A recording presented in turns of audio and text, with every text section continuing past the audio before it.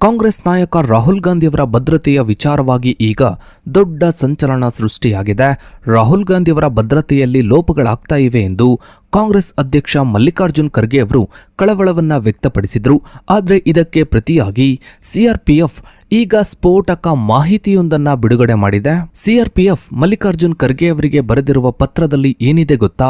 2020ರಿಂದ ಇದುವರೆಗೆ ರಾಹುಲ್ ಗಾಂಧಿ ಅವರು ಕನಿಷ್ಠ ಅಂದ್ರೂ 113 ಬಾರಿ ಭದ್ರತಾ ನಿಯಮಗಳನ್ನ, ಸೆಕ್ಯೂರಿಟಿ ಪ್ರೋಟೋಕಾಲ್ಗಳನ್ನ ಉಲ್ಲಂಘನೆ ಮಾಡಿದ್ದಾರೆ ಎಂದು ಗಂಭೀರ ಆರೋಪವನ್ನ ಮಾಡಲಾಗಿದೆ. ಇದಷ್ಟೇ ಅಲ್ಲದೆ Italy, Vietnam, Dubai, Qatar, London ಮತ್ತು ಮಲೇಷಿಯಾದ ಪ್ರವಾಸಗಳ ಸಮಯದಲ್ಲಿ ಇವರು ಭದ್ರತಾ ಸಿಬ್ಬಂದಿಗಳಿಗೆ ಯಾವುದೇ ಮುನ್ಸೂಚನೆಯನ್ನು ನೀಡದೆ ರಹಸ್ಯವಾಗಿ ಸಂಚರಿಸಿದ್ದಾರೆ ಎಂಬ ಅಂಶವನ್ನು ಪತ್ರದಲ್ಲಿ ಉಲ್ಲೇಖಿಸಲಾಗಿದೆ.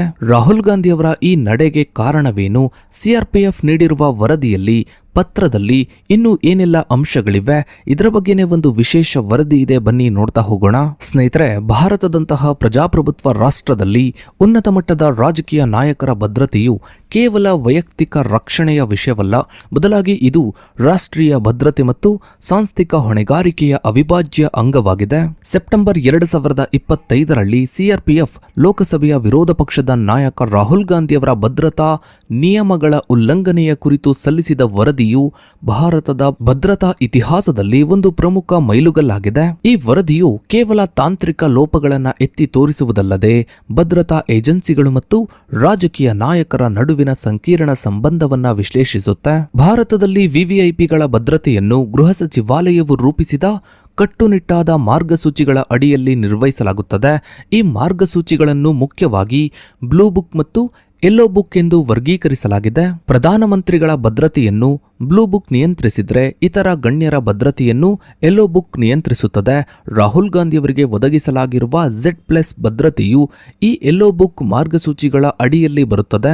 Z+ ಭದ್ರತಾ ವ್ಯವಸ್ಥೆಯು ಭಾರತದ ಅತ್ಯುನ್ನತ ಮಟ್ಟದ ಭದ್ರತೆಗಳಲ್ಲಿ ಒಂದಾಗಿದ್ದು, ಇದು ಸುಧಾರಿತ ಭದ್ರತಾ ಸಂಪರ್ಕಗಳನ್ನು ಒಳಗೊಂಡಿದೆ. ಈ ವ್ಯವಸ್ಥೆಯ ಅಡಿಯಲ್ಲಿ ಪ್ರತಿ ಪ್ರವಾಸಕ್ಕೂ ಮುನ್ನ ಭದ್ರತಾ ಪಡೆಗಳು ಸಂಬಂಧಿತ ಸ್ಥಳಗಳನ್ನ ಪರಿಶೀಲನೆ ನಡೆಸಬೇಕು. ಯೆಲ್ಲೋ ಬುಕ್ ಮಾರ್ಗಸೂಚಿಗಳ ಪ್ರಕಾರ ಭದ್ರತೆಯನ್ನ ಪಡೆಯುವ ಪ್ರತಿಯೊಬ್ಬ ವ್ಯಕ್ತಿಯು ತನ್ನ ಪ್ರತಿಯೊಂದು ಸಂಚಾರವನ್ನು, ತನ್ನ ಪ್ರತಿಯೊಂದು ಪ್ರಯಾಣದ ಬಗ್ಗೆ ಭದ್ರತಾ ಏಜೆನ್ಸಿಗಳಿಗೆ ಮೊದಲೇ ತಿಳಿಸಬೇಕು. ಇದು ಕೇವಲ ರಕ್ಷಣೆಗಾಗಿ ಮಾತ್ರವಲ್ಲದೆ ಅನಿರೀಕ್ಷಿತ ದಾಳಿಗಳು ಅಥವಾ ಅಪಘಾತಗಳ ಸಂದರ್ಭದಲ್ಲಿ ತುರ್ತು ಕ್ರಮಗಳನ್ನು ಕೈಗೊಳ್ಳಲು ಸಹಕಾರಿಯಾಗುತ್ತೆ. ಸೆಪ್ಟೆಂಬರ್ 10, 2025ರಂದು ಸಿಆರ್ಪಿಎಫ್ ವಿವಿಐಪಿ ಭದ್ರತಾ ವಿಭಾಗದ ಮುಖ್ಯಸ್ಥ ಸುನಿಲ್ ಜೂನ್ ಅವರು ಕಾಂಗ್ರೆಸ್ ಅಧ್ಯಕ್ಷ ಮಲ್ಲಿಕಾರ್ಜುನ್ ಖರ್ಗೆ ಅವರಿಗೆ ಪತ್ರವನ್ನ ಬರೆದಿದ್ದಾರೆ. ಈ ಪತ್ರದಲ್ಲಿ ಏನಿದೆ ಅಂದ್ರೆ, ರಾಹುಲ್ ಗಾಂಧಿ ಅವರು ಭದ್ರತಾ ನಿಯಮಗಳನ್ನ ಸತತವಾಗಿ ಉಲ್ಲಂಘಿಸ್ತಾ ಬಂದಿದ್ದಾರೆ ಎಂಬ ಗಂಭೀರ ಕಳವಳವನ್ನ ವ್ಯಕ್ತಪಡಿಸಲಾಗಿದೆ. ಸಿಆರ್ಪಿಎಫ್ನ ಈ ಪತ್ರವು ರಾಜಕೀಯ ಪ್ರೇರಿತ ಎಂದು ಕಾಂಗ್ರೆಸ್ ಪಕ್ಷವು ಪ್ರತಿಪಾದಿಸಿದ್ರೂ ಕೂಡ ಭದ್ರತಾ ದೃಷ್ಟಿಕೋನದಿಂದ ಇದು ಒಂದು ದಾಖಲೆಬದ್ಧ ಎಚ್ಚರಿಕೆಯಾಗಿದೆ. 2020ರಿಂದ ಸೆಪ್ಟೆಂಬರ್ 2025ರವರೆಗೆ ಒಟ್ಟು 113 ಬಾರಿ ಭದ್ರತಾ ನಿಯಮಗಳನ್ನು ಉಲ್ಲಂಘಿಸಲಾಗಿದೆ ಎಂದು ಸಿಆರ್ಪಿಎಫ್ ದೃಢಪಡಿಸಿದೆ. ಭದ್ರತಾ ಸಿಬ್ಬಂದಿಗಳಿಗೆ ಮೊದಲೇ ಮಾಹಿತಿಯನ್ನ ನೀಡದೆ ಹಠಾತ್ತಾಗಿ ಸಡನ್ ಆಗಿ ಪ್ರವಾಸ ಅಥವಾ ಸ್ಥಳಗಳನ್ನು ಬದಲಿಸುವುದು, ಸಾರ್ವಜನಿಕ ಸಭೆಗಳಲ್ಲಿ ಅಥವಾ ಮೆರವಣಿಗೆಗಳಲ್ಲಿ ನಿಗದಿತ ಭದ್ರತಾ ವಲಯಗಳನ್ನ ದಾಟಿ ಜನಸಂಖ್ಯೆ ಹೆಚ್ಚಾಗಿ ಇರೋ ಕಡೆ ಹೋಗೋದು, ವಿದೇಶಕ್ಕೆ ಹೋಗುವ ಮೊದಲು ಭದ್ರತಾ ಪಡೆಗಳಿಗೆ, ಭದ್ರತಾ ಏಜೆನ್ಸಿಗೆ ಕಡ್ಡಾಯವಾಗಿ ಮಾಹಿತಿಯನ್ನ ನೀಡಬೇಕಾಗಿದ್ರೂ ಕೂಡ ಅದನ್ನ ಪಾಲಿಸದೇ ಇರೋದು. ಭದ್ರತಾ ತಜ್ಞರ ಪ್ರಕಾರ ಇಂತಹ ಉಲ್ಲಂಘನೆಗಳು ಕೇವಲ ವ್ಯಕ್ತಿಯ ಜೀವಕ್ಕೆ ಅಪಾಯವನ್ನಷ್ಟೇ ತರುವುದಿಲ್ಲ, ಬದಲಾಗಿ ಅವರೊಂದಿಗೆ ಇರುವ ಭದ್ರತಾ ಸಿಬ್ಬಂದಿಗಳನ್ನು ಕೂಡ ಅಪಾಯಕ್ಕೆ ದೊಡ್ಡುತ್ತದೆ. CRPF director general Gyanendra Pratap Singh ಅವರು ಈ ಪತ್ರವನ್ನು ಅನುಮೋದಿಸಿರುವುದು ಈ ವಿಷಯದ ಸೀರಿಯಸ್ನೆಸ್ ಅನ್ನ ತಿಳಿಸುತ್ತೆ. ಇನ್ನು ಸಿಆರ್ಪಿಎಫ್ ಪತ್ರದಲ್ಲಿ ಅತಿದೊಡ್ಡ ಕಳವಳವೇನೆಂದ್ರೆ, ರಾಹುಲ್ ಗಾಂಧಿಯವರು ಅಂತಾರಾಷ್ಟ್ರೀಯ ಇಂಟರ್ನ್ಯಾಷನಲ್ ಟ್ರಾವೆಲ್ಗಳಲ್ಲಿ 2024 ಮತ್ತು 2025ರ ಅವಧಿಯಲ್ಲಿ ಇವರು ಕೈಗೊಂಡ 6 ಪ್ರಮುಖ ವಿದೇಶಿ ಪ್ರವಾಸಗಳಲ್ಲಿ ಭದ್ರತಾ ನಿಯಮಗಳನ್ನ, ಸೆಕ್ಯೂರಿಟಿ ಪ್ರೋಟೋಕಾಲ್ ಅನ್ನ ಸಂಪೂರ್ಣವಾಗಿ ಗಾಳಿಗೆ ತೂರಲಾಗಿದೆ ಸಂಪೂರ್ಣವಾಗಿ ನಿರ್ಲಕ್ಷಿಸಲಾಗಿದೆ ಎಂದು ಆರೋಪಿಸಲಾಗಿದೆ. ವಿದೇಶಿ ನೆಲದಲ್ಲಿ ಭಾರತೀಯ ಭದ್ರತಾ ಪಡೆಗಳಿಗೆ ಸೀಮಿತ ಲಿಮಿಟೆಡ್ ಅಧಿಕಾರವಿರುತ್ತೆ. ಅಂತಹ ಸಂದರ್ಭದಲ್ಲಿ ಸ್ಥಳೀಯ ದೇಶಗಳ ಆ ದೇಶಗಳ ಭದ್ರತಾ ಏಜೆನ್ಸಿಗಳೊಂದಿಗೆ ಸಮನ್ವಯವನ್ನ ಸಾಧಿಸುವುದು ಅತ್ಯಗತ್ಯವಾಗುತ್ತೆ. ಆದರೆ ರಾಹುಲ್ ಗಾಂಧಿಯವರು ಮಾಹಿತಿಯನ್ನ ನೀಡದೆ ಸಂಚರಿಸಿದಾಗ ಭಾರತೀಯ ರಾಯಭಾರ ಕಚೇರಿ ಅಥವಾ ಸ್ಥಳೀಯ ಪೊಲೀಸರಿಗೆ ರಕ್ಷಣೆಯನ್ನ ಒದಗಿಸುವುದು ಸಾಧ್ಯವಾಗುವುದೇ ಇಲ್ಲ.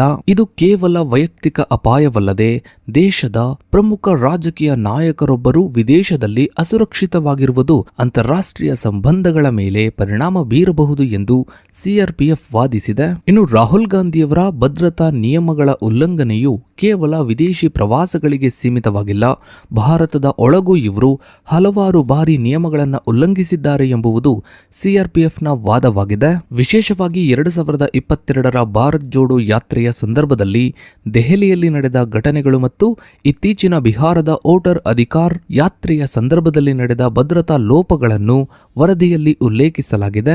ಭಾರತ್ ಜೋಡೋ ಯಾತ್ರೆಯ ಸಮಯದಲ್ಲಿ ರಾಹುಲ್ ಗಾಂಧಿಯವರು ಪದೇ ಪದೇ ಭದ್ರತಾ ಲಿಮಿಟ್ ಅನ್ನ ಕ್ರಾಸ್ ಮಾಡಿ ಜನರನ್ನ ಭೇಟಿಯಾಗ್ತಾ ಇದ್ರು. ಇದು ದೆಹಲಿ ಪೊಲೀಸರು ಮತ್ತು ಸಿಆರ್ಪಿಎಫ್ ನಡುವಿನ ಸಮನ್ವಯಕ್ಕೆ ಸಮಸ್ಯೆಯಾಗಿತ್ತು. ಇನ್ನು ಬಿಹಾರದಲ್ಲಿ ಯಾತ್ರೆಯ ಸಮಯದಲ್ಲಿ ಅಪರಿಚಿತ ವ್ಯಕ್ತಿಯೊಬ್ಬರು ರಾಹುಲ್ ಗಾಂಧಿಯವರನ್ನ ಅಪ್ಪಿಕೊಂಡ ಘಟನೆ ಮತ್ತು ರಾಯ್ ಬರೇಲಿಯಲ್ಲಿ ಬಿಜೆಪಿ ಕಾರ್ಯಕರ್ತರು ಇವರ ಬೆಂಗಾವಲು ಪಡೆಯನ್ನ ತಡೆದ ಘಟನೆಗಳು ಭದ್ರತಾ ವ್ಯವಸ್ಥೆಯ ದುರ್ಬಲತೆಯನ್ನ, ಅದರಲ್ಲೂ ರಾಹುಲ್ ಗಾಂಧಿಯವರ ಈ ಲಿಮಿಟ್ ಕ್ರಾಸ್ ಮಾಡುವಂತಹ ನಿರ್ಧಾರಗಳು ಅಥವಾ ಈ ಉಲ್ಲಂಘನೆಗಳು ಈ ದುರ್ಬಲತೆಯನ್ನ ಎತ್ತಿ ತೋರಿಸುತ್ತವೆ. ಸಿಆರ್ಪಿಎಫ್ ಪ್ರಕಾರ ವಿವಿಐಪಿ ಭದ್ರತೆಯು ಕೇವಲ ಬಂದೂಕುದಾರಿಗಳನ್ನು ಒದಗಿಸುವುದಲ್ಲ, ಬದಲಾಗಿ ನಿಗದಿತ ಮಾರ್ಗಗಳನ್ನು ಮತ್ತು ಸುರಕ್ಷಿತ ವಲಯಗಳನ್ನು ಖಚಿತಪಡಿಸಿಕೊಳ್ಳುವುದಾಗಿದೆ.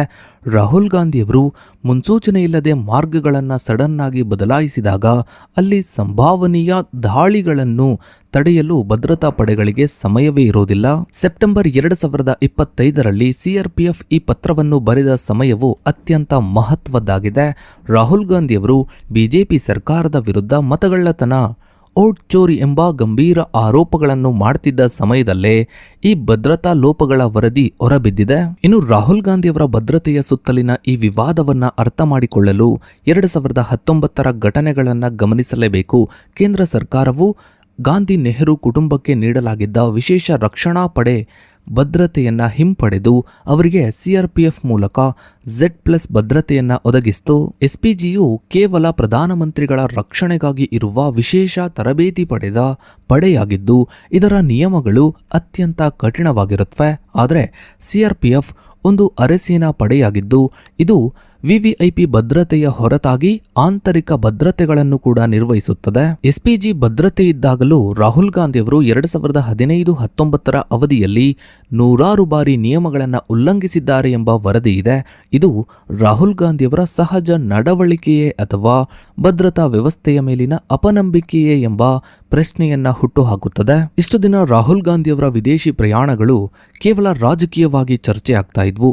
ಆದರೆ ಈಗ ರಾಹುಲ್ ಗಾಂಧಿಯವರ ವಿದೇಶಿ ಪ್ರಯಾಣಗಳು ಹಾಗೂ ದೇಶದ ಒಳಗೆ ಅವರ ನಡವಳಿಕೆಯ ಬಗ್ಗೆ ಭದ್ರತೆಯ ವಿಚಾರದಿಂದಲೂ ಕೂಡ ಸಾಕಷ್ಟು ಚರ್ಚೆ ಆಗ್ತಾ ಇದೆ. ಸೊ ಇದಾಗಿತ್ತು ಸ್ನೇಹಿತರೆ ಇವತ್ತಿನ ಈ ಒಂದು ವಿಡಿಯೋದ ಬಗ್ಗೆ ನಿಮ್ಮ ಅನಿಸಿಕೆ ಅಭಿಪ್ರಾಯಗಳನ್ನು ತಪ್ಪದೇ ಕಮೆಂಟ್ ಸೆಕ್ಷನ್ ಅಲ್ಲಿ ಕಮೆಂಟ್ ಮಾಡಿ.